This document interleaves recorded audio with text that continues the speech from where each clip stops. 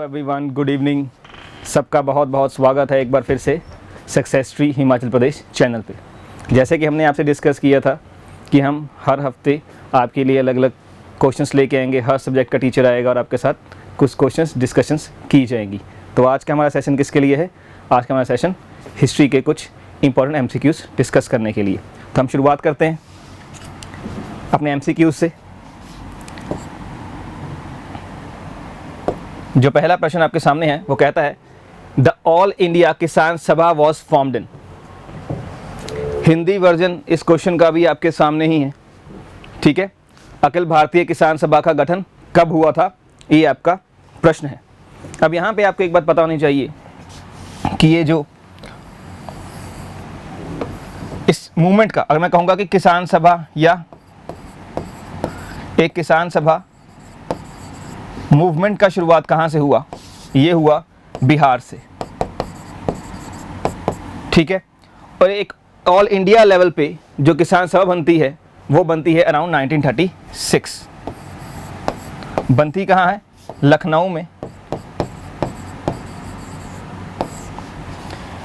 1936 का जो सेशन है कांग्रेस का, 1936 में 2 सेशन होते हैं, दोनों के दोनों ही जवाहरलाल नेहरू के द्वारा प्रिजाइड किए जाते हैं एज अ प्रेसिडेंट। तो जो पहला सेशन होता है अप्रैल वाला आईएनसी का, उसी सेशन में ही इस ऑल इंडिया किसान सभा का संगठन या एस्टेब्लिशमेंट किया जाता है। किसके द्वारा किया जाता है? अब क्वेश्चन ये है कि हु किया, किसने?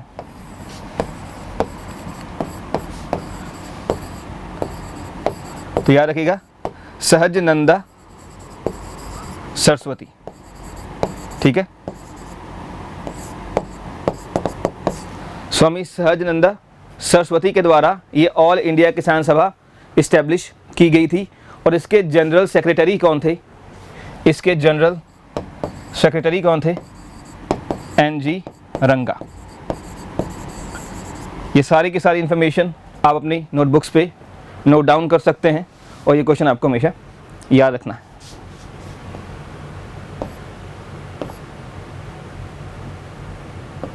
नेक्स्ट क्वेश्चन आपके सामने है, who is the founding member of मजदूर महाजन सभा? इसे मजदूर महाजन सभा या मजूर महाजन संघ भी कहा जाता है। अब इनमें से वो कौन सा इंसान था जो कि फाउंडिंग मेंबर था इस संस्था का? अब इसके आंसर में नाम आएगा महात्मा गांधी जी का। और ये स्थापना होती कब है? फॉर्मली ये जो एस्टेब्लिश होती है ये 1920 में जाके होती है। इसे और क्या कहते हैं? Textile labour association. और क्या कहा जाता है?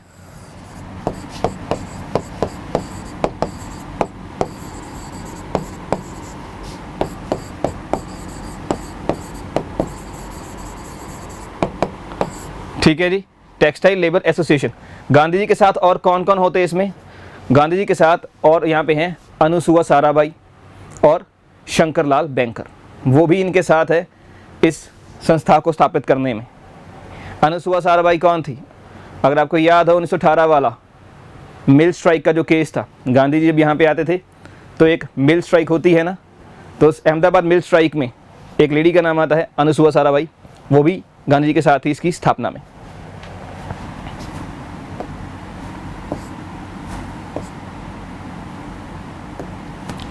नेक्स्ट क्वेश्चन आपके सामने है, 2 लिस्ट दे रखी हैं आपको।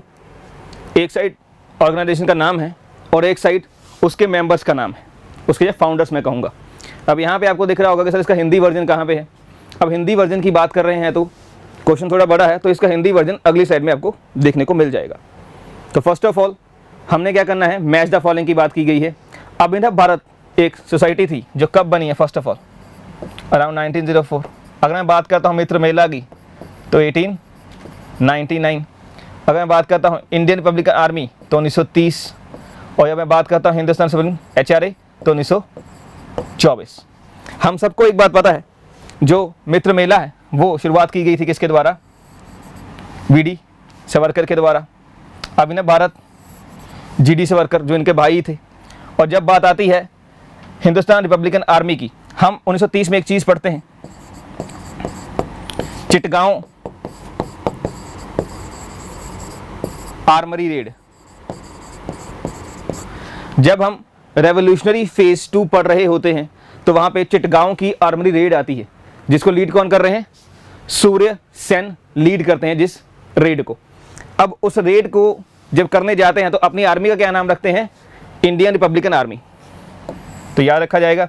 और रही बात HRA की, HRA भी हिंदुस्तान रिपब्लिकन एसोसिएशन या हिंदुस्तान रिपब्लिकन आर्मी जिसे कहा जाता है, उसके फाउंडिंग मेंबर्स में से नाम किसका है? SN सान्याल भी है, राम प्रसाद बिस्मिल भी हैं, JC चटर्जी भी हैं। तो यहाँ पे क्या होना चाहिए? तो यहाँ से आपका आंसर क्या होगा? It is D option. याद रखा जाएगा ये बात। सबके ईयर्स, सबके फाउंडिंग मेंबर्स इंपॉर्टेंट है, आपको याद रखने। हिंदी वर्जन है आपके क्वेश्चन का, ठीक है जी। और ऑप्शन क्या है? It's D answer. Next question आपके सामने है, who tabled a vote of censure against Gandhi ji for calling off the non cooperation movement at the meeting of all India Congress committee held in Feb 24, 1922 at Delhi. ठीक है, ये कह रहा है कि Feb 1922 में एक ऑल इंडिया कांग्रेस कमेटी की मीटिंग होती है, वहां पे एक ऐसे इंसान से जिन्होंने कहा कि गांधी जी के खिलाफ एक वोट ऑफ सेंसर लेके आना चाहिए। गांधी जी के खिलाफ क्या लेके आना चाहिए? Vote of sensor. और ये क्यों कहा गया? क्योंकि उन्होंने अचानक से नॉन कॉपरेशन मूवमेंट को बंद करवा दिया। तो क्वेश्चन ये पूछ रहा है कि वो कौन से इंसान थे जिन्होंने कहा कि नॉन कॉपरेशन मूवमेंट बंद करवाने के लिए गांधी जी को सेंसर करना चाहिए। इस गलती की तरफ ध्यान देने की बात की गई। अब इसमें जो ऑप्शन आंसर है वो ऑप्शन D है। डॉक्टर मुंजे जो है वो इंसान है जिन्होंने कहा था कि vote of sensor Gandhi ji के अगेंस्ट लेके आना चाहिए। अब जो मिस्टर मुंजे हैं वो वैसे भी थोड़ा सा गांधी जी की जो आइडियोलॉजी है उससे थोड़ा अलग ही चलने वाले इंसान थे। फॉर एग्जांपल मिस्टर मुंजे जो है गांधी जी की जो नॉन वायलेंस और सेकुलरिज्म वाली जो बातें हैं उनसे सहमत नहीं थे। ठीक है, गांधी जी का जो रास्ता था नॉन वायलेंस का और प्लस जो वो सेकुलरिज्म की बातें करते थे तो वो उसको ज़्यादा मान्यता नहीं देते थे। तो यहाँ से आप एक अंदाज़ा लगा लीजिए, जो मिस्टर मुंजे हैं वो हिंदू महासभा के साथ बिल्कुल जुड़े हुए हैं। ठीक है, हिंदू महासभा के साथ जुड़े हुए इंसान हैं। और RSS के जो फाउंडर हैं हेडगोयर, उनके पॉलिटिकल मेंटर भी यही इंसान है। ठीक है, RSS की स्थापना 1925 में होती है। जो इंसान उसकी स्थापना करता है उनके पॉलिटिकल मेंटर भी मिस्टर मुंजे ही हैं।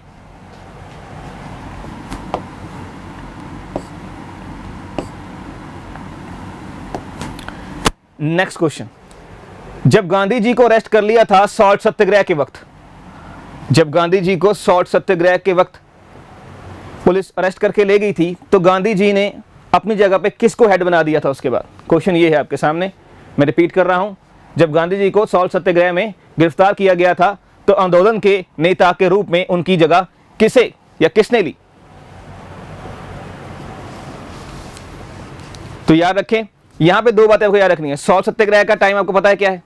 अगर बात की जाए सॉल्ट सत्याग्रह कब शुरू होता है, जिसे मार्च कहते हैं, 12 मार्च से लेके 6 अप्रैल तक का ये सफ़र है गांधी जी। ठीक है, साबरमती आश्रम से लेके दांडी की कोस्ट तक जाते हैं और सॉल्ट लॉ तोड़ते हैं वहाँ जाके। अब बात है कि जब उन्हें अरेस्ट कर लिया जाता है मई में जाके, अराउंड 4-5 मई की बात है, जब गांधी जी को अरेस्ट कर लिया जाता है तो गांधी जी कहते हैं मेरे जाने के बाद हेड कौन होगा?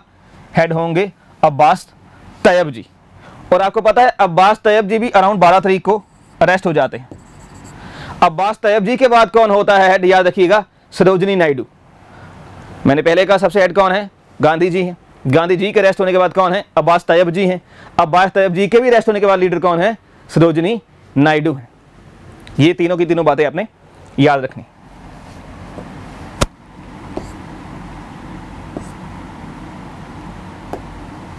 चलिए अब आगे कहते हैं एक पैम्फलेट है नाउ और नेवर, अभी या कभी नहीं नामक पुस्तिका के को किसने लिखा है? नाउ और नेवर नाम का एक पैम्फलेट है, वो किसके द्वारा लिखा गया है? क्वेश्चन ये है। ये पैम्फलेट की खासियत क्या है? ये वो पैम्फलेट है जिसमें पहली बार एक इंसान ने नाम दिया पाकिस्तान। आप सबने सुना होगा कि चौधरी रहमत अली और इन ईयर अराउंड 1933 इस नाम का पैम्फलेट आता है जिसमें पहली बार नाम क्या आता है, पाकिस्तान नाम। अगर मैं बात करूं तो अब मैं कहूं, अब मैं पी से लिखता हूं, चलो पंजाब, फिर मैं लिखता हूं कश्मीर, ठीक है, बीच में अफगानिस्तान, ठीक है, लास्ट में क्या लिखता हूं, बलूचिस्तान, सिंध, ठीक है, PAKS और बलूचिस्तान का TAN, तो क्या बन गया, PAKS TAN, ठीक है। इस चीज को आप याद रखिएगा, ठीक है जी, ये बात याद रखी जाएगी। तो यहां से पूरा क्या बनता है, पाकिस्तान का नाम, नाउ और नेवर पैम्फलेट चौधरी रहमत अली का 1933 में, जिसमें पहली बार पाकिस्तान नाम आपको देखने को मिलता है, ठीक है जी, याद रखिएगा इसको।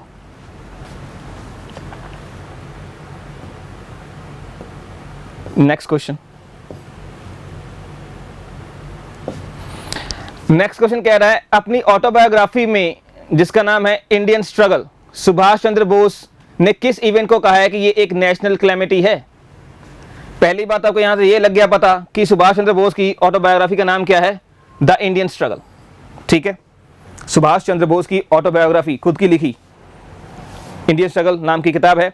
उस किताब में उन्होंने नीचे लिखी हुई एक इवेंट में से किसी एक को नेचुरल या नेशनल, क्या बोला है, नेशनल कैलेमिटी बोला है कि ये नेशनल कैलेमिटी है भाई। वो कौन सी इवेंट हो सकती है? अगर मैं आपको बताऊं, सुभाष चंद्र बोस अपने समय में ICS क्लियर करने वाले इंसान हैं, यानी कि इंडियन सिविल सर्विसेज, और जब वो क्लियर करते हैं वो समा किसका है, नॉन कॉर्पोरेशन का। अच्छा खासा रैंक होने के बावजूद भी वो ICS ज्वाइन नहीं करते हैं, कहाँ चले जाते हैं, नॉन कॉर्पोरेशन मूवमेंट में सपोर्ट करने के लिए चले जाते हैं। और जब नॉन कॉर्पोरेशन मूवमेंट को अचानक से, आपको सबको पता होगा, 5 फरवरी 1922 चौरी चौरा इंसिडेंट्स की वजह से गांधी जी कहते हैं कि मूवमेंट यहीं पे खत्म। तो वहां पे एक बात कही, किसने, अपनी बुक में लिखी है बात बोस जी ने, कि जब सारे लोग एक लेवल तक, एक पीक तक पहुंच चुके हैं, यानी कि सब रेडी हैं, सब अच्छा लेवल पे सब कुछ चल रहा था, उस टाइम पे जाके इस मूवमेंट को पीछे लेके आना या खत्म करना अपने आप में एक नेचुरल या नेशनल क्या है, कैलेमिटी है। मैं फिर से रिपीट कर रहा हूं, क्या कहा, जब सारे लोग प्रॉपर एक पीक पे पहुंच चुके हैं, उनका गुस्सा बहुत हाई हो चुका है, वो इस मूवमेंट में बिल्कुल अंदर तक जा चुके हैं, मूवमेंट को सपोर्ट कर रहे हैं और मूवमेंट बहुत अच्छा चल रहा है, उस वक्त आपको अचानक से इस मूवमेंट को खत्म करना नहीं चाहिए था। तो उसी इवेंट को खत्म करने को क्या बोला है कि ये एक नेशनल कैलेमिटी है। तो आंसर क्या होना चाहिए यहां पे, withdrawal of non corporation movement. ये बात याद रखिएगा।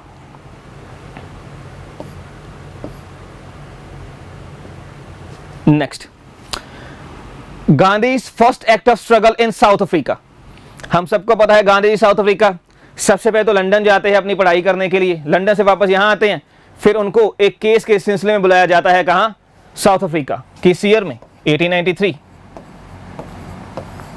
अपनी बुक्स में पढ़ते हैं, दादा अब्दुल्ला नाम के एक कंपनी ओनर है, इंडस्ट्रियलिस्ट हैं वहां पे, यानी कि अपना कारोबार कर रहे हैं, उनका एक केस है और दादा अब्दुल्ला अपने उस केस के सिलसिले में गांधी जी को कहां बुला रहे हैं, साउथ अफ्रीका बुला रहे हैं। अब क्वेश्चन क्या कह रहा है, गांधी जी का पहला एक्ट ऑफ स्ट्रगल जब वो कहां थे, साउथ अफ्रीका में थे।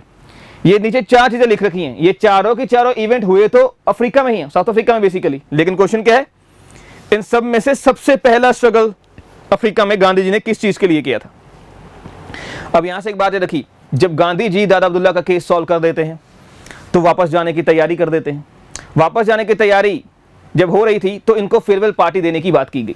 उस फेयरवेल पार्टी में गांधी जी की नजर एक न्यूज़पेपर पे जाती है जिसे कहते हैं नटाल मरकरी। नटाल मरकरी या अकेला मरकरी भी लिखा रहता है, न्यूज़पेपर पे इनकी नजर जाती है। उस न्यूज़पेपर में एक पेज है जिसका टाइटल क्या है, इंडियन फ्रेंचाइज। वहां पे एक आर्टिकल है जिसका टाइटल क्या है, इंडियन फ्रेंचाइज।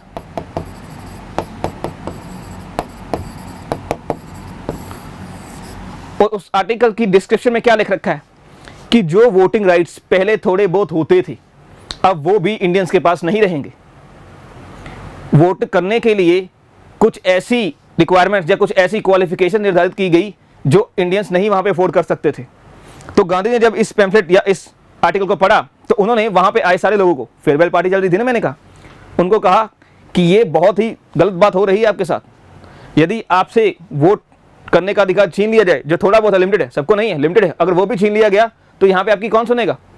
तो वहाँ के जो लोग थे प्रस्तुत, कहते गांधी जी हम तो इतने पढ़े लिखे हैं नहीं, आप एक पढ़े लिखे इंसान हैं, क्यों नहीं आप एक काम करते, हम स्ट्रगल करने के लिए तैयार हैं, सपोर्ट करने के लिए तैयार हैं, लेकिन लीडर चाहिए, क्यों नहीं आप लीडर बन जाते इस मूवमेंट के। तो इसलिए वहाँ पे एक लाइन लिखी जाती है, वो गांधी जी जो सिर्फ 1 साल के लिए गए थे केस सॉल्व करने के लिए, वापस 21 साल लग जाते हैं स्लोली वहाँ पे काम करते। तो स्टार्टिंग कहाँ से होती है, एक ऐसा बिल जो इंडियंस को डिसफ्रेंचाइज करने के लिए, वहाँ पे पहला स्ट्रगल गांधी जी का शुरू होता है जब वो अफ्रीका में होते।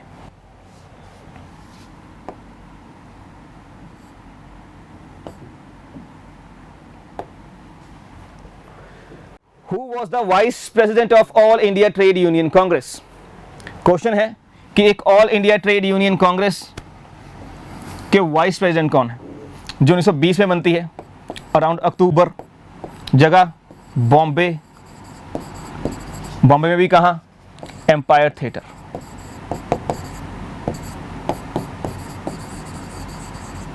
ठीक है, ये फैक्चुअल बात हो गई।